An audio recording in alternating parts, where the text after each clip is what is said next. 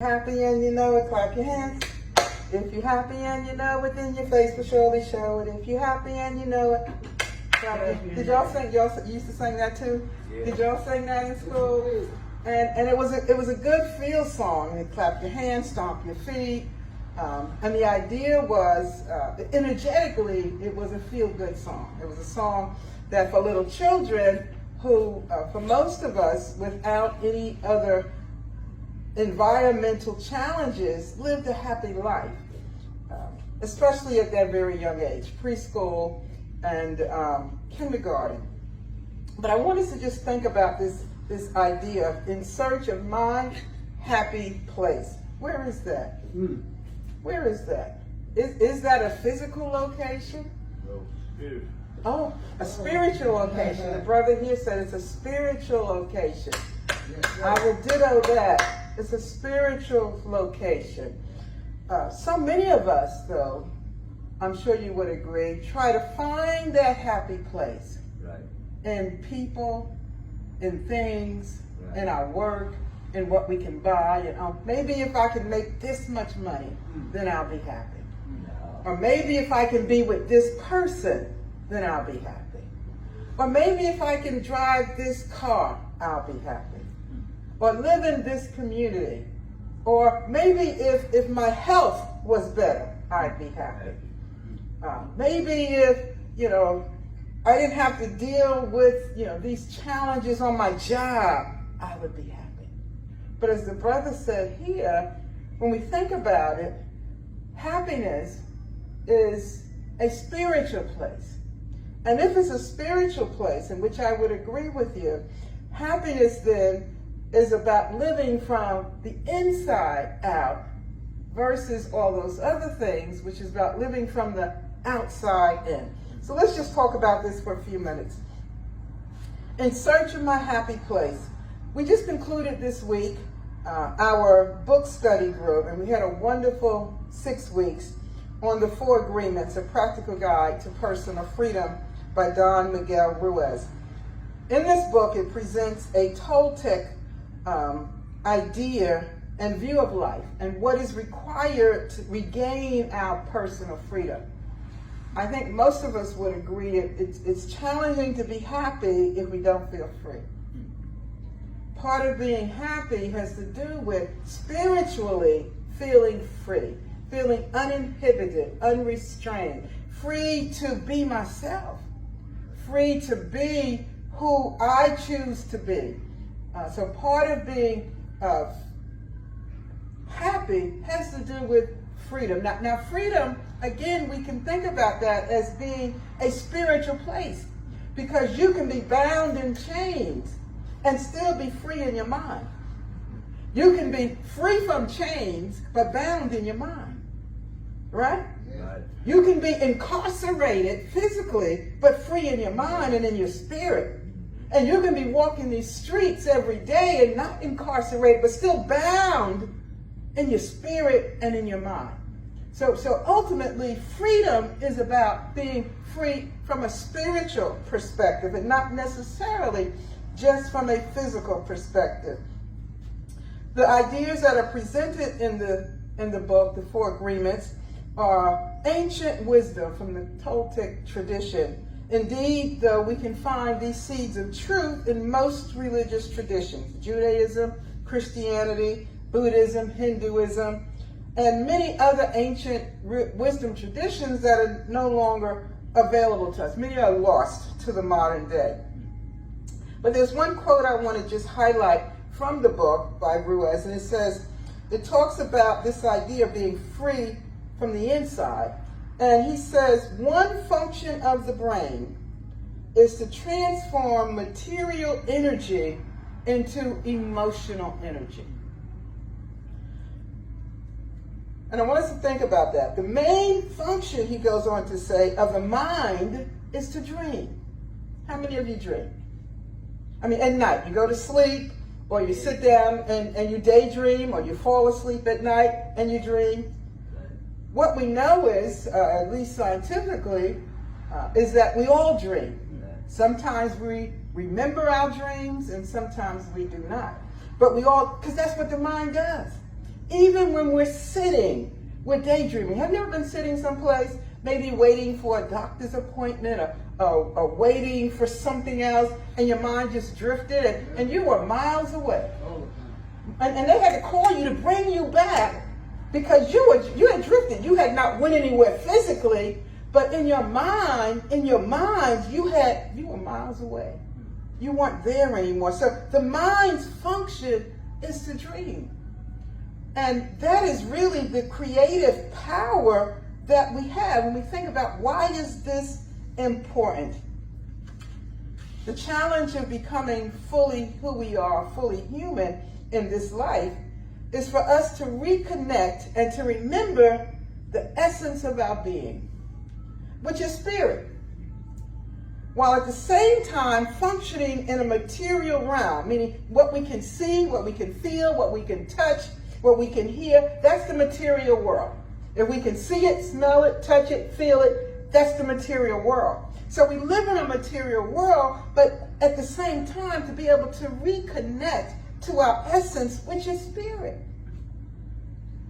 While we're functioning in this material world, without the limitations and the contradictions to the spirit that it imposes, because the material world will tell us what we dream isn't true. It'll tell us that spirit isn't even true. It will tell us that all those things that we think about in our head are not true. And the only thing that's true is what's out here. But the truth is, what's out here is a manifestation of what started here. The material world that we have created is a manifestation of what we've dreamed collectively, what we've thought about collectively, and what we've spoken into existence collectively. Some examples. In our earthly form, we appear to be separate, individualized persons with distinct characteristics, DNA, fingerprints. And so I'm me, and you're you, and you're you, and my fingerprints will show, even our eyes are distinctly different. But in our spirit form, there is no separation. We are one. No distinct characteristics are formed. In spirit, there is one. It's like the ocean. How do you can take a glass of water out of the ocean. That doesn't make it the ocean. You just have taken a part of that and embodied it in a vessel to hold that. But the ocean, if you pour it back into the ocean, you cannot find that single glass of water anymore. It disappears back into this formless space. We can, and have to a large degree, can quantify our bodies and examine scientifically the components that we consist of, but spirit cannot be quantified in that same way. We cannot use the scientific method of observation to observe spirit. Spirituality is a state of consciousness. It's an awareness. It is the observer of our experiences of life. So our spirituality is not the object out there, but it's the real you and me that's within us, observing and witnessing what's happening in our life. The challenge is we get stuck on our external, and we believe that my hands and my feet and what I see and the circumstances of this body, this physicality, is the limitation and the totality of who I am, when really who I am is not seen. Who I am is invisible. It's a part of the oneness. It is spirit. There's a gentleman named Clifford Geertz who is a cultural and religious anthropologist, and he defined religion as a cultural system. He says religion is a symbol system that creates long-lasting moods and motivations in people. He goes on to say, religious symbols act to establish powerful, pervasive, long-lasting moods by formulating conceptions about existences or the nature of reality, and clothing them in an aura of factuality that the moods and motivations seem uniquely realistic. Meaning, our religious systems, which are part of our cultural system, through our mind,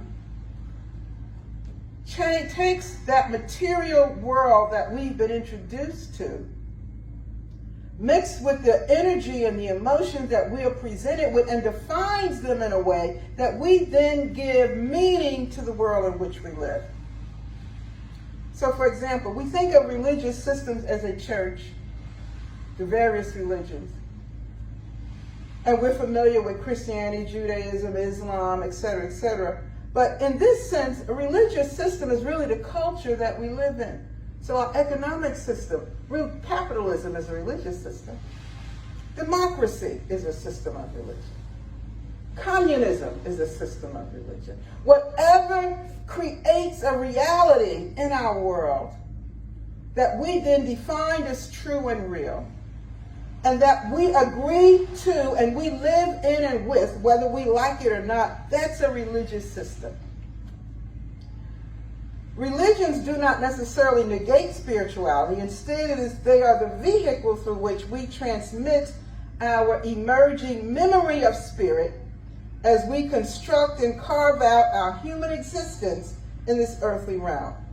So our challenge is this. We're born into this world, these little beautiful bundles of joy, babies.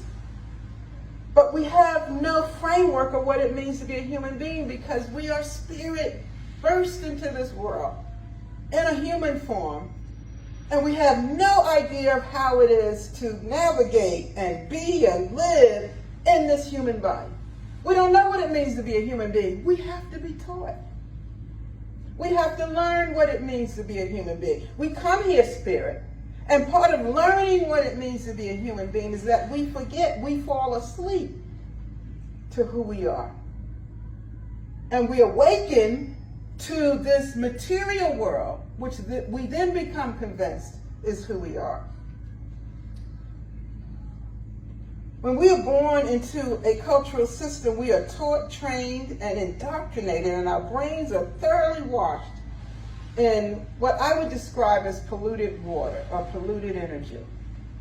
Because every one of us come into this world with a whole set of doctrines and beliefs and practices and traditions and customs and cultures and systems and institutions that we are taught. We're taught how to be. Not just how to walk, because that's almost intuitive to walk, but we are taught language. We learn how to talk. We learn a particular language, which then gives us a set of values. We learn how to behave. What is good behavior? What is behavior that will be rewarded and behavior that will be punished? We learn what's acceptable socially. We learn how we're supposed to be in relationship with one another. We learn to be obedient for some of us. We're taught to obey authority. Do what you're told. That's part of our parenting. That's part of when we go into the school system. You're taught to do what? Obey your teacher. Sit in your seat. Raise your hand if you want to speak. If you want to get up and go to the little girl or little boy's room, raise your hand and ask. Don't just get up and wander around. Do what you were told. We learn to be obedient. And in that sense, it almost represses our wonder for life. Because as little children, what do we love to do? We love to run. We love to play. We love to explore. We get into a new place and we want to investigate. We see something new. We want to interrogate. What is this? But we are taught how to tone down that curiosity for life and to fit yourself into a way of being that's acceptable so that you can be a proper, quote unquote, human being in our system of living. Jesus, the great master teacher who had cleansed himself, I would offer, from the pollution of the cultural system of his time, at one point he was asked by his students about the kingdom of love or the kingdom of light or the kingdom of heaven, and he responded in this way from Matthew, the 18th chapter, 2-3, and he said, Jesus called a child, a little child, and had that child come and stand in the midst of this group of older folks and said, I assure you that unless you change and become like children, you will never enter the kingdom of heaven. Essentially, by the time we become adults, we have learned so much that when I go back to the 4 agreements, what Ruiz calls the dream of hell, we've learned how to live in a death system. And if we want to enter the kingdom of love versus living in a state of fear, perpetual fear, the kingdom of hell or the kingdom of fear, we have to unlearn so much of what we've learned. And unlearning is to break the agreements that we've made to cooperate and live in this system based on what we've been taught. We must break our agreements with the system or this world we were born into, according to Ruiz. We begin by identifying the agreements we have made based on fear and our suffering and what he calls the dream of hell. And most of us, we think about heaven and hell, and some religions have done a wonderful job of creating this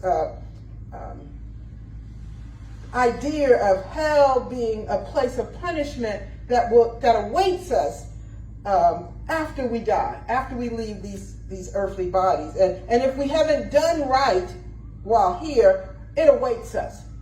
Or on the other hand, heaven, this place of blissful happiness and reward that we will receive if we believe the right thing or if we live the right way after we die. But I would suggest that hell and heaven are states of consciousness. We don't have to die to experience hell. Neither do we have to die to experience heaven. Because if happiness is a spiritual state, a state of being spiritually, then in that place of happiness spiritually is where heaven is.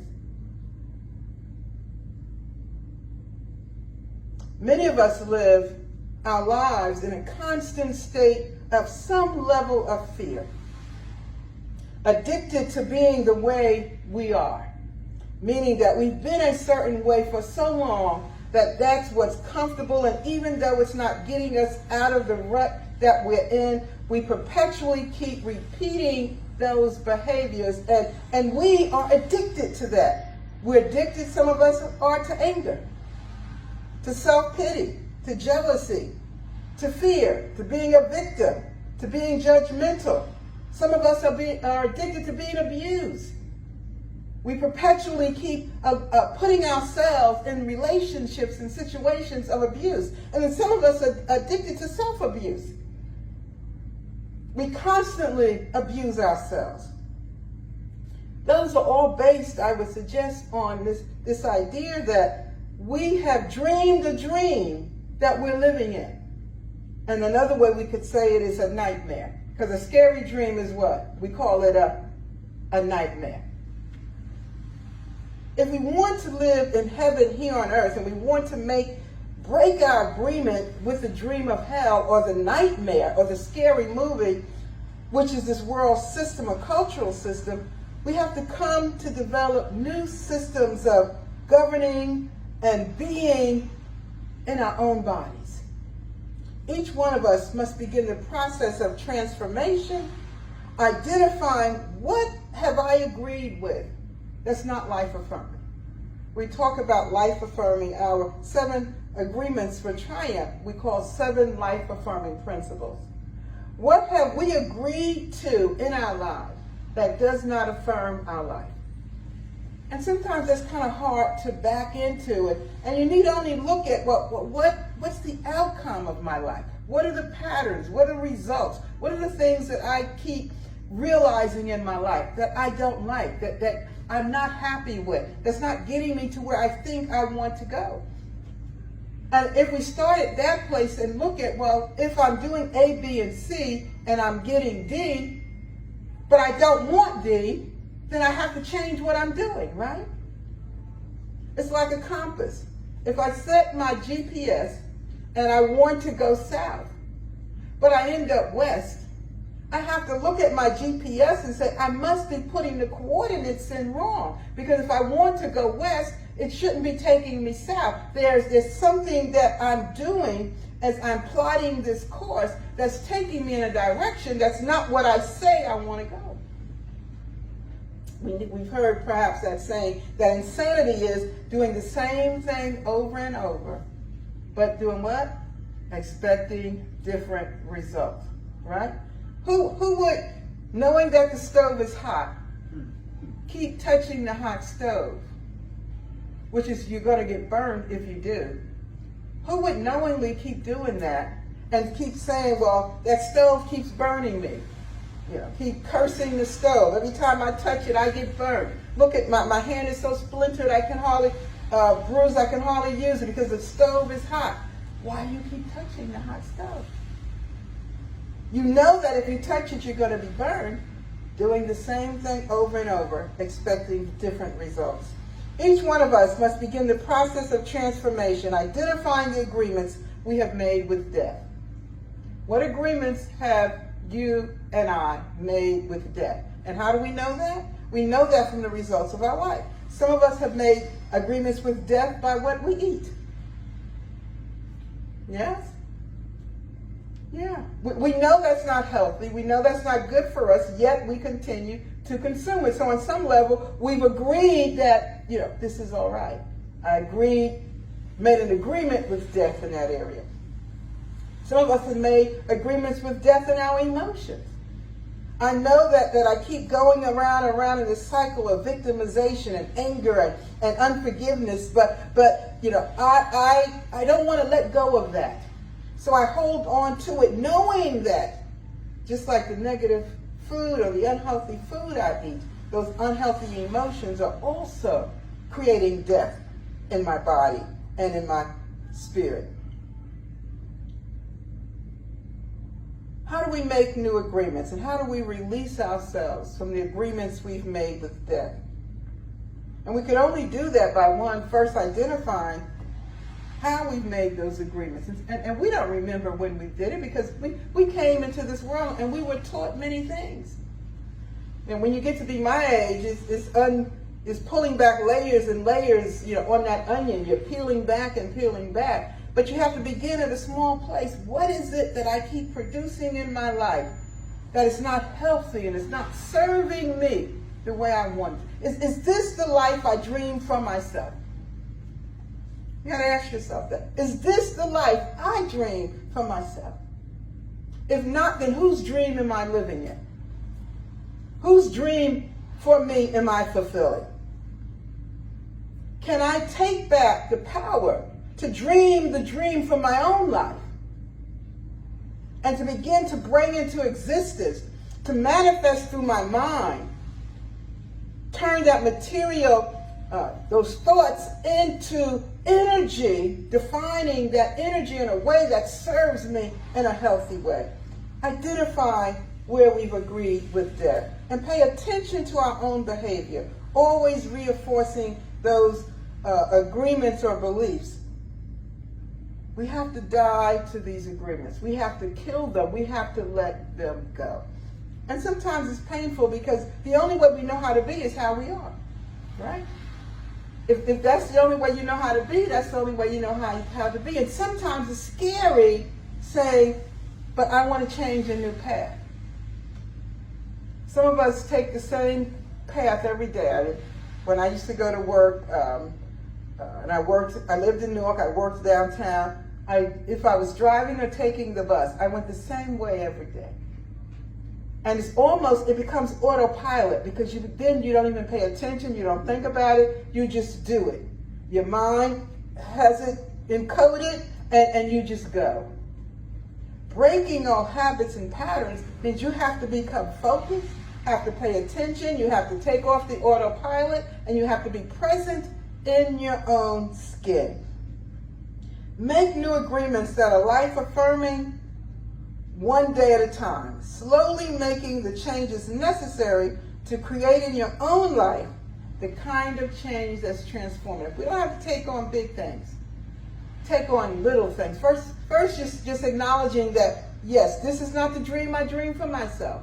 I want to dream a new dream, which is possible. Begin seeing and thinking and speaking that which you want for your life. Identifying by paying attention those patterns and habits that you're caught up in almost in a robot-like way on autopilot, and one at a time, little ones, break them. Sometimes it's just those automatic responses we have to people. We automatically, some of us just think people are against us. You know, we think the world is against us. We think negative thoughts. Or it could be that we're holding unforgiveness about a family member or someone in our life, and we don't want to let that go. Begin in a small place. Begin with something you can handle and just say, in this area, I'm going to break that agreement and choose to do something else.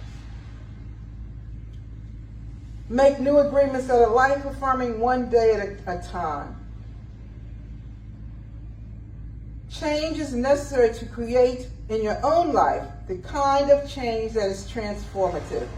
That begins on the inside and then manifests on the outside. You can begin right where you're sitting here today. Just in your mind, in your spirit, just simply say, I want to dream, or I will dream a new dream for my life. I have the power to dream again the life that I want. Then you can become the light bearer. We're all, to a lesser or greater degree, we're the ones who must light the way for others to find their way. Your happy place is in your freedom from this system of death, from the system of fear. Your happy place is found within your ability to dream a new dream for your life. Your happy place is in your mind, and the energetic flow of your emotions creates the material existence of your life.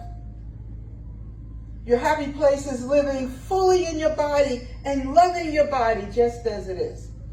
That doesn't mean my body is perfect. It doesn't mean my body is without flaws. It doesn't mean that I don't even have sickness or disease in my body. But whatever it is, this is my body, and I'm going to love my body, which means I'm going to give it the attention, the care that it needs, because it is my body. Your happy place is releasing all anger and bitterness or shame about your past and letting the you of yesterday go. We have to die to self. We have to let go of that person that didn't serve us, that person that we created, that ego. And ego is necessary because it's the way we were able to know ourselves as an individual. But the ego cannot be the dominant way in which we exist in this world. The ego is here to serve us, not for us to serve the ego. The process of living is the willingness to die to self, to the self that you have become, to believe is you. And we have to think about that. Who am I? We did our meditation on Friday. Who am I? We become convinced about this is me, because this is how I've lived all of my life. No, this is the mask. This is the house you've created. This is how you've insulated yourself based on fear and all those negative ideas. And when you begin to peel that away, that's not me at all. I'm still alive in this house. To be reborn to your God self, that's the resurrection. It is to live in what I call the kinship of heaven, not the kingdom, but the kinship, because it's a relationship. The place of heaven and of blissful happiness is a relational place where we are one. Here on earth, it is to live in the present and in your perpetual happy place. You can dream the life that you want and then speak it into existence. To find your happy place, we need only to awaken to your true self. It's within you, as the brother said as we begin. It's never left you. You were born with it. It's who you are. Go within. That is where the kinship of heaven, or the kinship of love, or the kinship of freedom exists. As I close this talk, I want to share just a prayer from Ruiz's book as he concluded the book on the 4 agreements. It's a prayer for love and a prayer for freedom. And it says, today, Creator, you would just close your eyes and sit in a place of peace and serenity with me. Today, Creator of the universe, we ask that you come to us and share with us a strong communion of love. We know that your real name is love, and that to have a communion with you means to share that same vibration, the same frequency that you are, because you are the only thing that exists in the universe. Today, help us to be like you are, to love life, to be life, to be love. Help us to love the way you love, with no conditions, no expectations, no obligations, without any judgment. Help us to love and accept ourselves without any judgment, because when we judge ourselves, we find ourselves guilty, and then we need to be punished. Help us to love everything you create unconditionally, especially other human beings, especially those who live around us, all of our relatives and people whom we try so hard to love. Because when we reject them, we reject ourselves. And when we reject ourselves, we reject you. Help us to love others just the way they are, with no conditions. Help us to accept them the way they are, without judgment. Because if we judge them, we find them guilty. We blame them, and we have a need to punish them. Today, clean our hearts of any emotional poison that we have. Free our minds from any judgment so that we can live in complete peace and complete love. Today is a very special day. Today we open our hearts to love again so that we can tell each other, I love you, without any fear, and really mean it. Today we offer ourselves to you. Come to us. Use our voices, use our eyes, use our hands, use our hearts to share ourselves in a communion of love with everyone. Today, Creator, help us to be just like you are. Thank you for everything that we received this day, especially for the freedom to be who we really are. Ashe and Amen. Thank you. Thank you for taking that journey with me. I'm going to ask Bettine if she would come with our affirmations, and then Brenda will follow with our announcements.